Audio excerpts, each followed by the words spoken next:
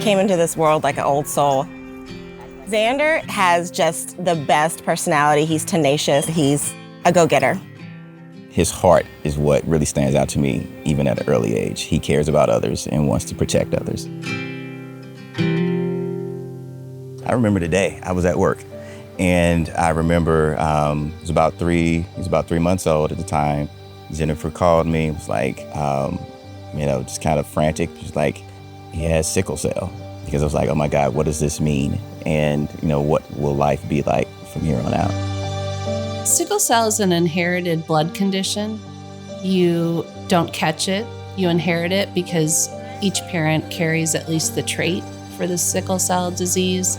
And the disease can be the sickle trait, which causes red cells to look like a C and be a little bit more crumbly as opposed to a biconcave disc.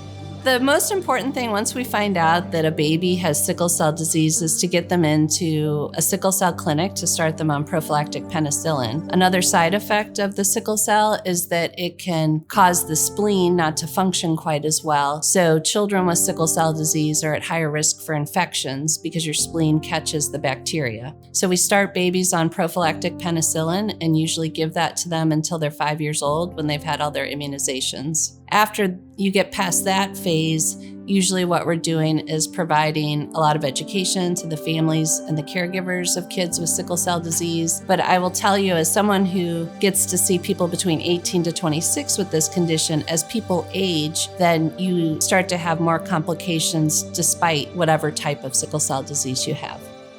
It's interesting because sickle cell really is almost like an invisible condition unless someone chooses to share their symptoms. The hallmark of the condition from a lab perspective is that someone is usually anemic. The chronic exposure to the anemia may make it a little bit more challenging to run and play at as fast a rate as kids who don't have anemia. But the other outward hallmark of the condition is pain. When Xander is hit by pain, he shuts down. It doesn't feel good to watch your kid be in that kind of pain. We try to do everything to keep him from hitting that wall. When I go swimming and I get too cold, that'll spark a pain crisis. And it's usually in my joints, and it's like a pulsing pain. Like every time my heart beats, it pulses, and it's very painful. It can cause problems like blocking of small blood vessels, and when the areas of the tissue don't get enough blood flow or enough oxygen, you start to have changes that cause problems. He has regular medication that he takes daily to help with the shape of his cells, to help with his body producing the red blood cells as quickly as they need to. His cells tend to die faster than normal, so his body has to produce them more quickly. So the medication that he's on helps with that. And as far as pain management, just making sure when we might be headed down the path towards a pain crisis, what can we do to prevent it or to stop it? Dr. King has just been amazing, just staying on top of what is coming down the pipeline as far as medical procedures, policies, what should we be doing. At St. Louis Children's Hospital and Washington University, we have a long history of being committed to trying to help advance this field, so to accelerate new treatments, while also accelerating the access to evidence-based care. So we have long participated in clinical trials to try new medications or new approaches to treat sickle cell, while also conducting research on how do we help both providers and families. The transformative therapy of gene therapy is here. The great thing is that with gene therapy, you don't have to rely on someone else to give you those stem cells. You can have your own stem cells be the source that get reprogrammed to not produce those sickled cells anymore.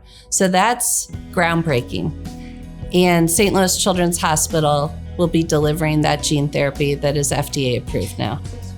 One of the things we did recently, but they were getting him prepared for his transition into adult care. And so as with him being 15, he'll soon be 18, and they wanted to make sure that he was aware of what that looks like, what he would need to be mindful of, what the experience would be. I thought that was phenomenal because it gave us an opportunity to ask questions about, so what does it look like if he goes off to school? He won't be here in this just wonderful bubble of care what does that look like? And to know that they've already thought about that, they have connections with other areas across the country, that really put my mind at ease. And I just thought this was tremendously helpful. You can't fake compassion. You just can't do that. It's something you feel. It's so tangible. As soon as you walk into the door, even through the information, the emails that we're sending, the things that we are being offered to participate in, that extra insight, it's palpable. There's no better place for sickle cell disease treatment in this country. I would say to potential donors out there that your donation to help advance research for children with sickle cell disease has the potential for huge impact and to transform a child's life. Thank you. Your dollars make a difference. We would not be where we are as a family with a son who is excelling the way that he is without Children's Hospital.